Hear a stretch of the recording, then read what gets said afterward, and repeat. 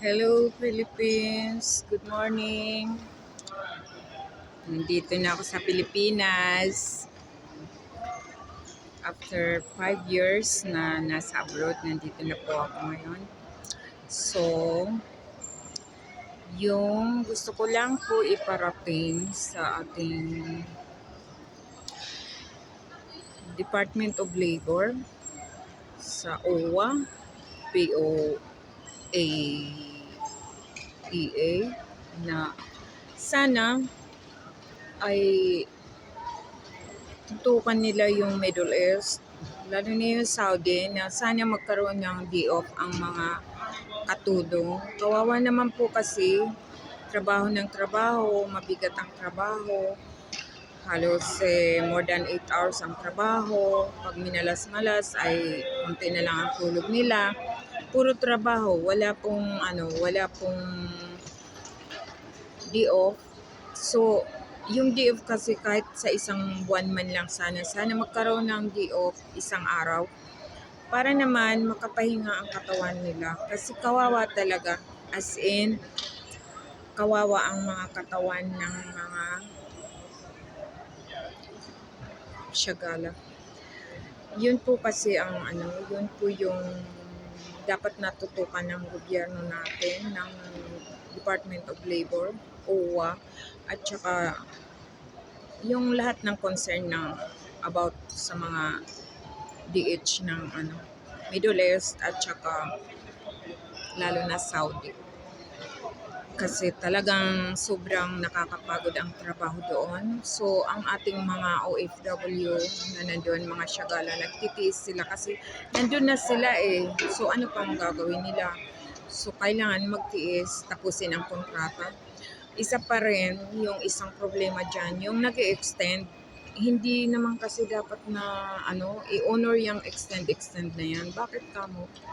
Yung nakakatipid sila ng placement, tapos wala man lang konsuelo silang ibigay. Swerte na lang kung yung amo ay magbigay ng isang pabuya, isang gift na dahil nag-end contract. Tulad ko, wala akong nakuha. 5 years ako nag-stay sa amo ko, wala. 10 years all in all, wala po akong nakuha bawat end ng contract ko. So, hinayaan ko na lang. Bahala na si Allah. Ang pera ay pera lang. Sana ay kitain ko na lang dito sa Pilipinas. Mag-stay na ako dito sa Pilipinas. Yun lang po yung panawagan ko po kasi sadyang nakakapagod ang mga trabaho ng DH sa Middle East. Yun po talaga. So sana matutukan yan. Ang tagal ng panahon walang day off ang mga syagala dyan. So, ano pa ang ginagawa ng gobyerno natin? Huwag matakot kung hindi kukuha ang mga Middle East ng katulong galing Pilipinas kasi mas gugustuhin pa rin nila na kumuha ng katulong galing ng Pilipinas. Bakit kamo? Ang serbisyo ng mga Pinay ay maganda compared doon sa mga ibang lahi. So, ang sweldo ng ibang lahi is 1,000 to 1,000. O gasino na lang yung halaga na idadagdag nila tapos ang trabaho ay sulit.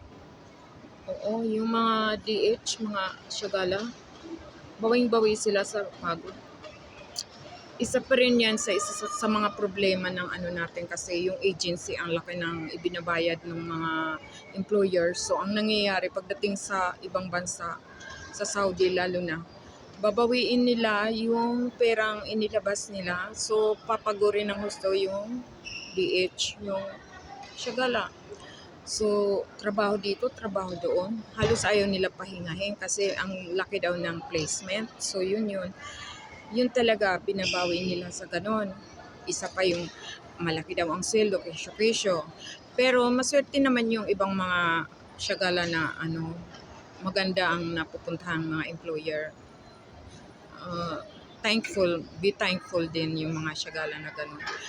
Pero karamihan talaga, kawawa yung mga syagala.